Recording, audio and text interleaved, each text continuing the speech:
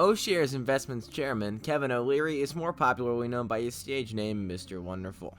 Investors who've watched him on television have probably heard him speak about his investment philosophies. Mr. Wonderful searches for stocks that display three key traits. To begin with, they have to be reputable businesses with strong financial standing and sound balance sheets. He thinks a portfolio should be diversified among various market sectors. And lastly, perhaps more significantly, he insists on receiving income by pressing that the stocks he buys pay dividends. Here are three stocks from his O'Shares U.S. Quality ETF, a USA portfolio, that have significant holdings. First up, Johnson & Johnson. His dividend yields 2.57%. 4.65% of the portfolio of the O'Shares U.S. Quality Dividend ETF. Given that Johnson & Johnson is one of the most well-known dividend stocks on the market, it should not be surprising that OUSA holds a significant amount of the stock. Johnson & Johnson is a healthcare behemoth with a $436 billion market cap. Over $82 billion in sales are made each year by the company. Johnson & Johnson released second quarter financial results for the period ending on the 30th of June 2021 on the 21st of July 2021. $23.3 billion in revenue, up 27.1%, was $770 million more than the analysts had predicted. Adjusted earnings per share of $2.48 increased by 81 cents, or 49%, over the prior year and outperformed expectations by 19 cents.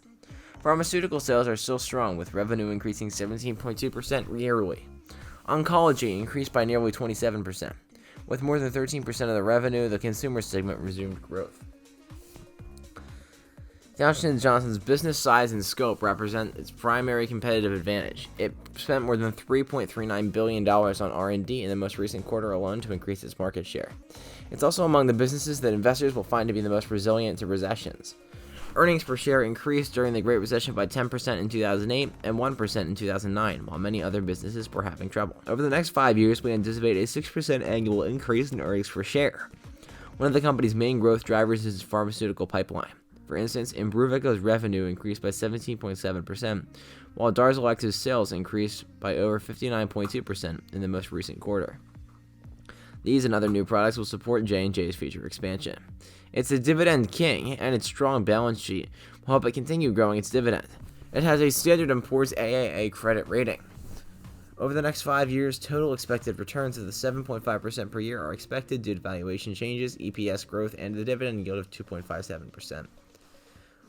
Hey, script reader, maybe I'm thinking this is literally reading off stats on Johnson & Johnson. This doesn't really seem that related to Mr. Wonderful, and I feel like that's what people would click on the video for. So just an idea for the future. Next up, Home Depot, HD. Dividend yield, 1.98%. 5.05% of the O'Shares U.S. Quality Dividend ETF's total holdings. Home Depot was established in 1978, and since then it's expanded to become the largest home improvement retailer in the world, with nearly 2,300 locations across the United States, Canada, and Mexico.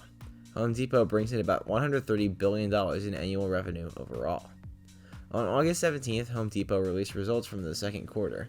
Sales for the second quarter were up 8.1% year over year to a record $41.1 billion, according to the company. Comparable sales increased by 4.5%, specifically by 3.4% in the United States. Net income increased by 11% yearly to $4.8 billion from $4.3 billion. Per diluted share, earnings for the second quarter rose to $4.53 from the prior year's second quarter by 12.7%.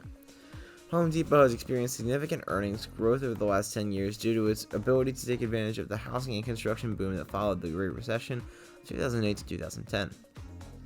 Since Home Depot has made significant investments to increase its digital footprint, e-commerce is another growth catalyst for the company. It reported that last quarter's digital platform sales increased by about 47%. We forecast 9% annual earnings growth over the next 5 years, with a mid-single-digit comparable sales growth, low-digit single buyback tailwinds, and a steady boost from operating margin expansion. Expected returns through 2025 are 10.6% annually due to EPS growth, valuation headwinds, and the dividend yield of 1.98%. And finally, Microsoft Corporation. Dividend yield, 0.75%. O'Shares U.S. Quality Dividend ETF portfolio as a percentage is 6.14%. Microsoft Corporation, established in 1975, with its main office in Redmond, Washington, creates, produces, and sells hardware and software to businesses and consumers. Operating systems, commercial software, software development tools, video games, gaming hardware, and cloud services are among its products. Microsoft released its financial year 2021 results from June 30th, 2021 and July 27th, 2021. Compared to quarter 4 2020, the company's quarterly revenue increased by 21.3% to $46.2 billion. Productivity and business processes, intelligent clouds, and personal computing increased 25%, 30%, and 9% respectively. Microsoft's fast-growing cloud platform Azure expanded by 51% year over year. In quarter 4 2020, net income was $11.2 billion as $1.46 per share, while it was $16.5 billion. Well guys, that's it for this video. What did you think about it? Let us know what you thought in the comments down below, and consider leaving a like. Also, be sure to subscribe and ring that bell to get notified about our latest videos. Thanks so much guys, and we'll see you next time.